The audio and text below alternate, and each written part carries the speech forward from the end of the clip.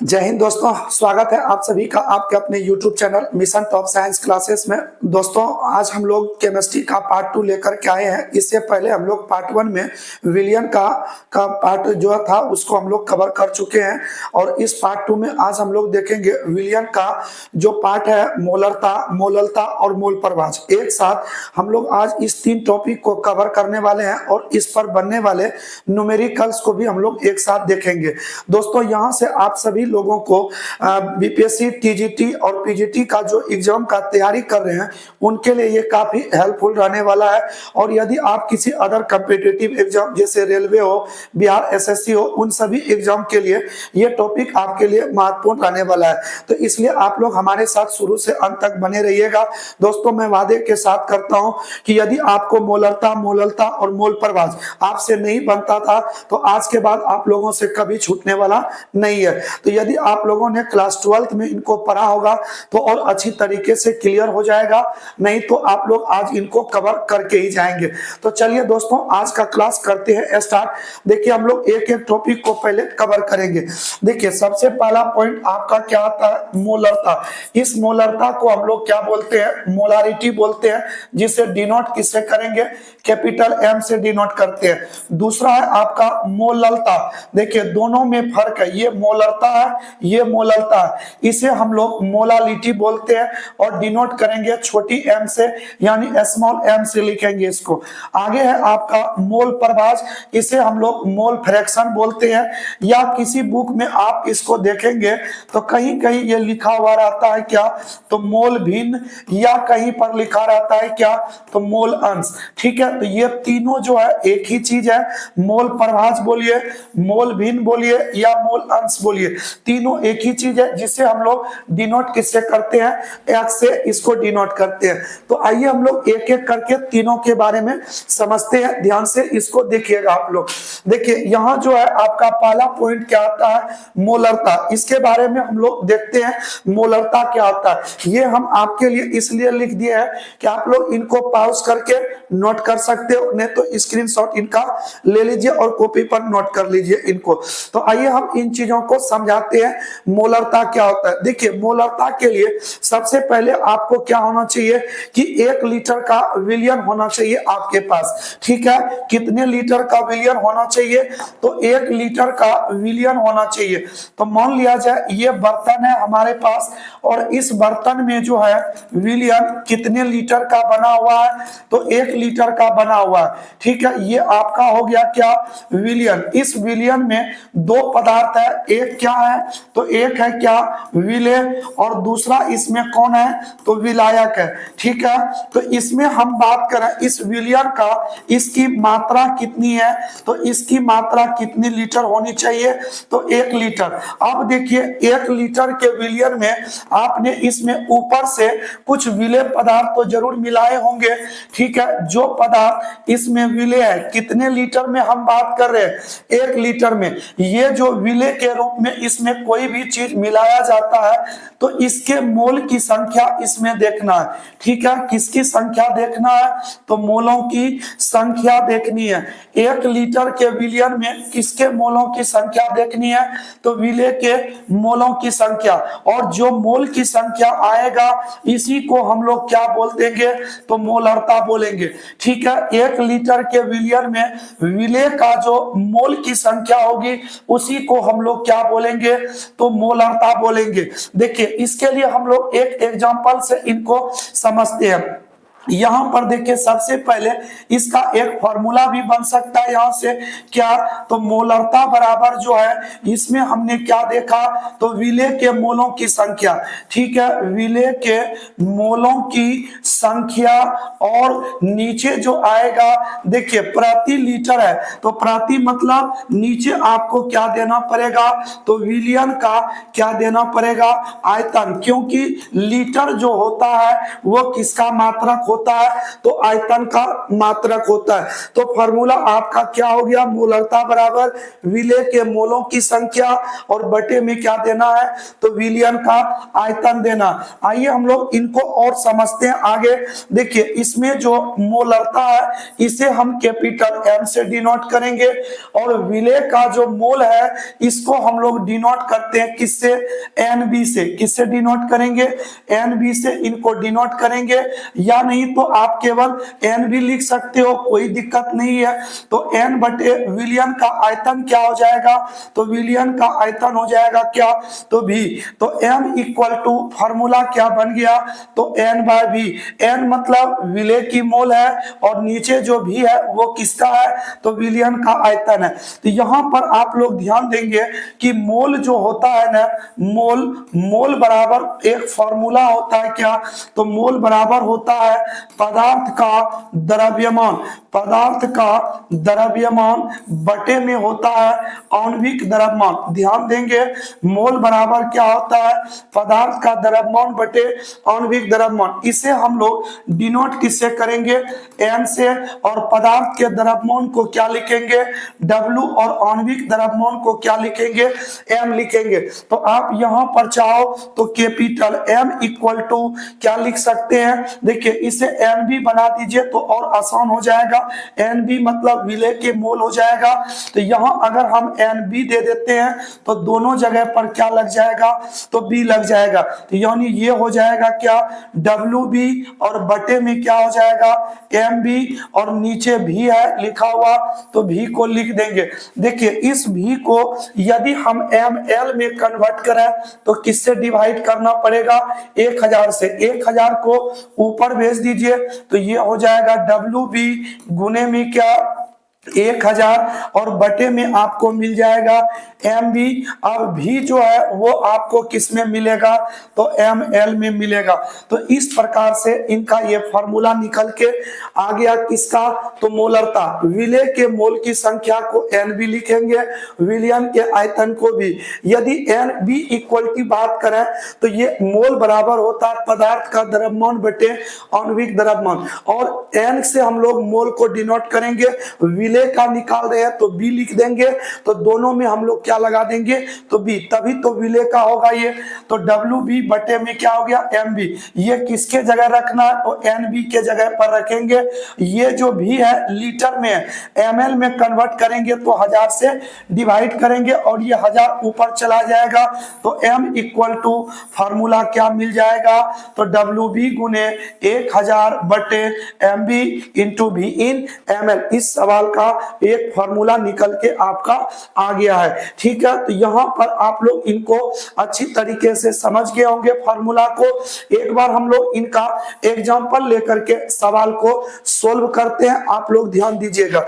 देखिए हम एक विलयन लेते हैं, ठीक है, एक विलयन है। इस विलयन में अगर हम लोग बात करें विलयन की जो मात्रा है, वो विलयन की मात्रा कितनी है, तो वो है 400 ग्राम।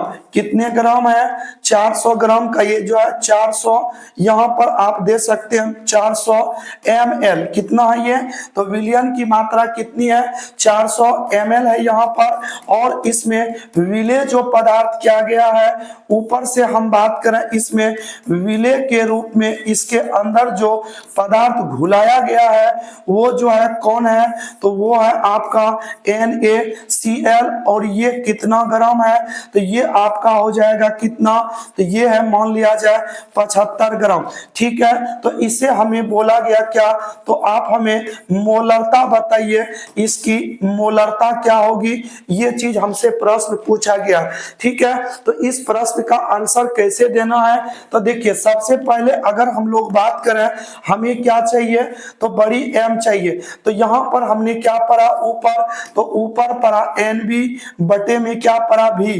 तो यहां से अगर हम लोग बात करें, ये जो आपका दिया गया है NB/V, तो NB क्या है, तो विलेय के मोल की संख्या। तो इसका मतलब सबसे पहले ये जो विलेय है NaCl, इसका हमें क्या निकालना पड़ेगा, तो मोल निकालना पड़ेगा। ठीक है, तो मोल कैसे निकलेगा, तो पदार्थ का द्रव्यमान, देखिए मोल जो इसका निकलेगा, तो इसमें पदार्थ का द्रव्यमान कितना है, तो ये है 75 ग्राम। और इसमें अगर हम लोग बात करें NaCl, इसका आणविक द्रव्यमान क्या होगा, तो सोडियम की बात करें तो 23 होता है, और क्लोरीन की बात करें तो ये 35.5 होता है। तो दोनों को जोड़ लीजिए, कितना निकल के आ रहा है, तो ऊपर हो गया 75, नीचे जोड़ लीजिए तो 5 3 8 हो जाएंगे, और 3 और 2 कितने हो जाएंगे, 5, तो 58 क्या हो जाएगा, 5। तो ये जो निकल के आया है, ये किसका निकल के आया, तो NB का वैल्यू निकल के आया है। ठीक है, और अगर हम लोग बात करें, ये जो विलयन की मात्रा दी हुई है, किसमें दी हुई है, ml में, तो आपको लीटर में चाहिए तो 1000 से डिवाइड कर दो। ठीक है, या नहीं तो आप इसको यहां से काट भी सकते हैं, तो ये कट गया, ऊपर 4 रहा, नीचे कितना रहा, 10, 2 से ये कट गया 2, और 2 से क्या हो जाएगा, 5। तो यानी ये आपका हो गया 2/5 लीटर। तो इस फॉर्मूले में पुट कर दीजिए, तो NB का वैल्यू है क्या, 75/58.5, और ये वैल्यू आपका निकल के आ रहा है क्या, तो 2/5। 5 को कहां भेजना है, तो ऊपर, तो 75 गुनी क्या हो जाएंगे, 5, नीचे 58.5 गुने क्या, तो 2 हो जाएंगे। तो 75 गुने 5 कर दीजिए, तो 25, 2 रह जाएंगे, 7 5 35, 2 क्या, 37, 5 दूनी 10 का 0, 1 8 दूनी 16, 1 17, 5 दूनी 10, 1 11, यानी ऊपर हो जाएंगे 375, नीचे हो जाएंगे 117। यही आपका मोल प्रति लीटर इसका क्या हो जाएगा, तो आंसर हो जाएगा। तो देखिए आप इस तरीके से सवाल को सोल्व कर सकते हो, निकाल सकते हो क्या, तो विलयन की क्या मोलरता आप लोग निकाल सकते हो। ठीक है, चलिए अगर हम लोग बात करें यहाँ पर इसके बाद, तो देखिए नेक्स्ट टॉपिक आप लोग का क्या आता है, तो नेक्स्ट आता है क्या, मोलरता। इसके बारे में हम लोग समझते हैं मोलरता क्या है।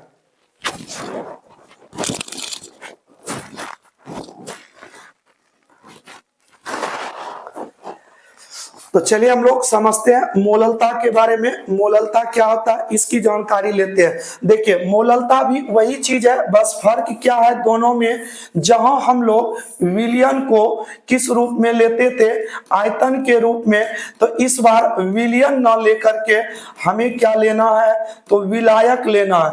ठीक है, विलायक की मात्रा कितनी होनी चाहिए, तो वो होनी चाहिए क्या, तो 1000 ग्राम होनी चाहिए। कितनी ग्राम, 1000, और ऊपर से आप इसमें कोई भी पदार्थ क्या कर सकते हैं, तो विलय कर सकते हैं। जैसे हम बात करें तो C6H12O6 यानी ग्लूकोज की बात करें, ऊपर से हम इसमें ग्लूकोज को क्या कर दिए, तो विलय कर दिए। तो ऐसे कंडीशन में अगर विलायक कितने ग्राम हो, 1000 ग्राम हो, तो ऊपर से जो हमने विलय मिलाए हैं इनके मोलों की संख्या क्या बताएगी, तो मोलों की जो संख्या होगी वो क्या बताएगी, तो वो ही बताएगा इसका क्या, तो मोलरता। क्या बताएगा, मोलरता बताएगा। तो इसीलिए हम लोग कहते हैं क्या, कि प्रति 1000 ग्राम में यानी विलायक में उपस्थित विलय के मोलों की संख्या। ठीक है, कितने ग्राम विलायक होने चाहिए, तो 1000 ग्राम विलायक, इसमें जो विलय के मोल की संख्या होगी उसी को विलयन की क्या बोलेंगे, तो मोलरता बोलेंगे। और सूचित किससे करिएगा, छोटी m से। तो अतः हम कह सकते हैं क्या, तो मोलरता बराबर जो होगा वो क्या होगा, तो विलय का मोलों की संख्या। ठीक है, विलय की मोलों की जो संख्या होगी और बटे आपको क्या देना है, तो विलायक का द्रव्यमान, ठीक है, विलायक का क्या देंगे, तो द्रव्यमान देंगे। तो यहां से इसका सिंबल भी आप लोग लिख सकते हो, किनको किससे डिनोट करेंगे, मोललता को डिनोट करेंगे छोटी m से, विलय की मोल की संख्या अभी आपने पढ़ा Nb, विलायक के द्रव्यमान को क्या लिखेंगे, तो W लिखेंगे, ठीक है, विलायक के द्रव्यमान को W, देखिए विलय को B लिखते हैं तो विलायक को क्या लिखते हैं, A लिख देते हैं, ठीक है। अभी हमने ऊपर पढ़ा Nb इक्वल टू फॉर्मूला क्या, तो WB बटे में क्या, MB, और नीचे ही देखिए क्या लिखा हुआ है, तो WA। अगर ये केजी में है, इसको आप ग्राम में बदलोगे तो 1000 से क्या करेंगे, भाग देंगे, तो 1000 पलट के कहां जाएगा, तो ऊपर चला जाएगा, तो WB गुने क्या हो जाएंगे, 1000, नीचे में हो जाएगा MB गुने WA, और इन इसको किस में लिखना है, तो ग्राम में लिखना है। तो इस प्रकार से ये भी फॉर्मूला आपका निकल के आ जाता है, ठीक है। तो इस तरीके से हम लोग मोलरता और मोललता को समझे। तो आप लोग एक बार शॉर्ट में इनको समझिए और ध्यान दीजिएगा दोनों में क्या फर्क है। देखिए, अगर हम लोग मोलरता की बात करें और एक तरफ मोललता की बात करें, तो देखिए सबसे पहले बात करें कि मोलरता में जो था, हमने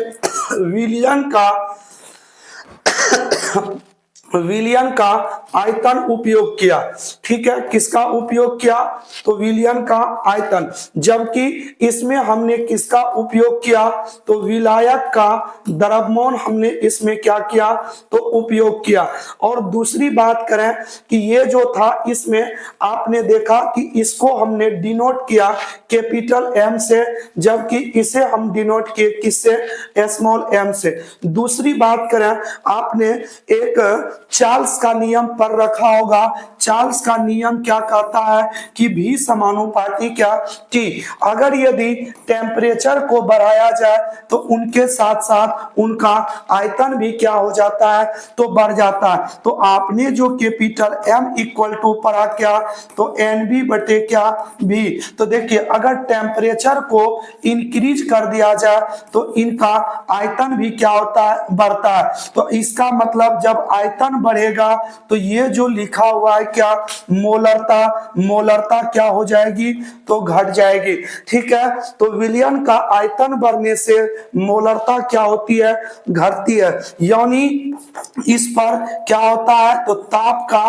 प्रभाव देखने को मिलता है, ठीक है, ताप का क्या होता है, प्रभाव पड़ता है इसके ऊपर, ठीक है। जबकि इस और बात करें, इसके फॉर्मूले में हमने देखा M इक्वल टू क्या लिखा है, तो WA, इसमें तो कोई आयतन है नहीं, अतः इसको हम कह सकते हैं कि यह तापमान से कोई प्रभाव नहीं पड़ता है, ठीक है, तापमान से कोई प्रभाव नहीं पड़ता है किसके ऊपर, तो मोललता के ऊपर कोई प्रभाव देखने को नहीं मिलता है। तो इस लाइन को आप लोग याद रखिएगा, टेम्परेचर बढ़ने से उस विलियन का आयतन बढ़ता है, और जब विलियन का आयतन बढ़ता है तो उसकी मोलरता क्या होती है, तो घट जाती है। तो यही दोनों में क्या है, तो मोलरता और मोललता में अंतर देखने को मिलता है। तो आइए हम लोग आगे की ओर समझते हैं। देखिए अगला क्या चीज लिखा हुआ है, देखिए नेक्स्ट पॉइंट हम लोगों का क्या आता है, मोल प्रभाज। मोल प्रभाज की बात करें, सबसे पहले यहाँ पर आप ये बताइए कि हमने अभी जो पढ़ा, विलियन में दो चीजों का एकदम होना आवश्यक होता है, एक किसका, तो एक होता है विलायक का, और दूसरा कौन होता है, तो विलय का, ठीक है। एक होता है सॉल्वेंट और साथ साथ क्या होता है, तो सॉल्यूट का। इन दोनों का सॉल्यूशन में होना बिल्कुल ही क्या है, आवश्यक है। देखिए अगर हम लोग इनके मोल की संख्या की बात करें तो इनके मोल को हम क्या लिख दें, XA, और इसके मोल की संख्या को क्या लिख दें, तो XB, ठीक है। तो अगर दोनों को लिख दें तो इसका मतलब ये विलियन का क्या हो जाएगा, तो मोल प्रभाज हो जाएगा। तो विलियन का क्या हो जाएगा, तो मोल प्रभाज हो जाएगा। तो दोनों को जोड़ देंगे, XA प्लस क्या हो जाएगा, XB। देखिए परिभाषा जो इनका लिखा हुआ है क्या कर रहा है, विलियन में उपस्थित उनके घटक। विलयन का घटक का अर्थ ये हुआ कि इसमें दो चीज है, एक विलायक और दूसरा क्या है, तो विलेय। तो उनके घटक के मोलों की संख्या अर्थात इन दोनों के मोलों की संख्या और विलयन के मोलों की संख्या का क्या होता है, अनुपात होता है। इसका मतलब ये हुआ कि यदि हम इसका मोल प्रभाज निकाला XA इक्वल टू, तो क्या होगा, तो यहां पर आपको देखने को मिलेगा इसका पहले मोल प्रभाज लिखना पड़ेगा यानी मोलों की संख्या, तो ये हो जाएगा Na और यहां पर नीचे जो होगा कुल मोलों की संख्या, तो कुल मोलों की संख्या दोनों लिखनी है, Na का भी और Nb का। यदि इसके मान लिया जाए मोल की संख्या Na है तो इसका क्या हो जाएगा, तो Nb हो जाएगा। तो ये XA इक्वल टू हो गया। यदि हम इसकी बात करें इस ओर विलेय का, तो विलेय के लिए क्या हो जाएगा, तो XB इक्वल टू NB बटे में हो जाएगा Na प्लस क्या, तो NB।